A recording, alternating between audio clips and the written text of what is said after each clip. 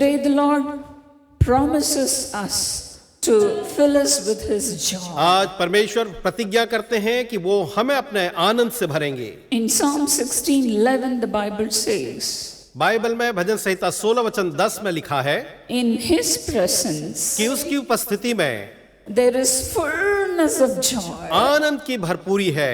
Even now I feel the Lord's presence is mighty here. अभी भी मैं महसूस कर रही हूँ कि परमेश्वर की उपस्थिति यहाँ बहुत ही सामर्थी है। In Psalm 116, भजन संहिता 116 में He is a God of fullness. वहां पर लिखा हुआ है, बाइबल कहती है वो तो पूर्णता का परमेश्वर है। He is even now ready to fill us with all the fullness of God. और अभी भी वो तैयार है कि मैं परमेश्वर की सारी भरपूरी से भर दे।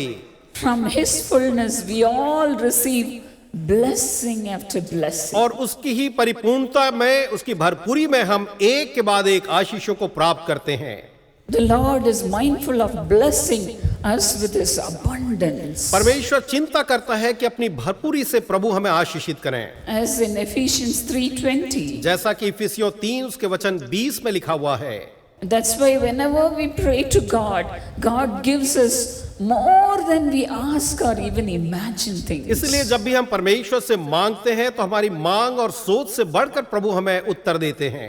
In Romans 5:5 the Bible says about God Romeo 5:5 में बाइबल परमेश्वर के बारे कहती है that He pours His blessing into our hearts. कि वो हमारे हृदयों में अपनी आशीषों को उंडेलता है।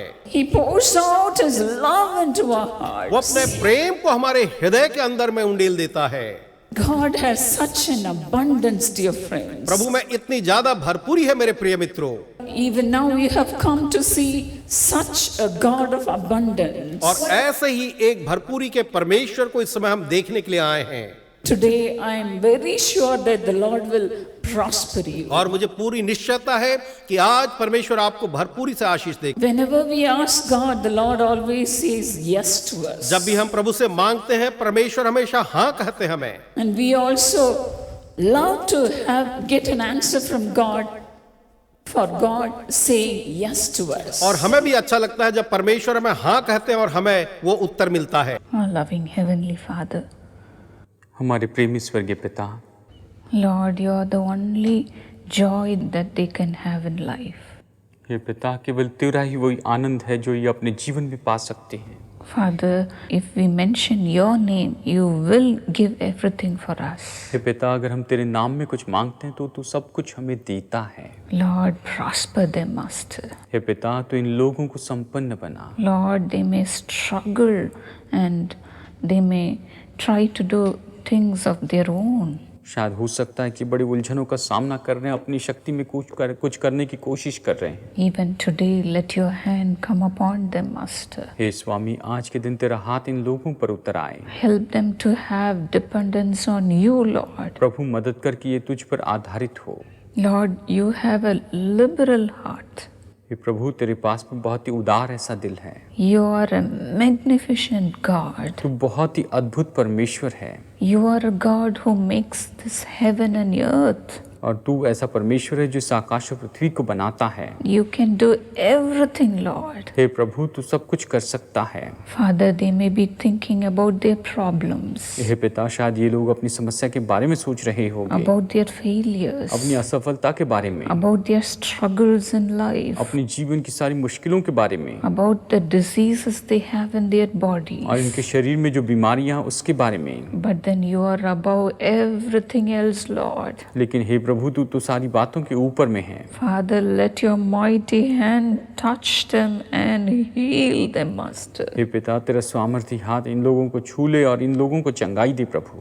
Let the God of heaven, the Almighty God, come upon them, Lord, और निश्चय स्वर्ग का परमेश्वर जो सर्वसामर्थी परमेश्वर इन लोगों पर उतर आए and heal them, Master. और इन्हें तू चंगाई दे स्वामी। Lord, you say yes to what we ask, Master. और जैसे तूने कहा है प्रभु, जैसे हम तुझसे मांगते तो वैसे ही करता है स्वामी। Everything is yes in Jesus. यीशु में सब कुछ हाँ और आमीन में है। Everything is amen in Jesus. यीशु मसीह में सब कुछ आमीन में है। Father, let the things begin to work right now.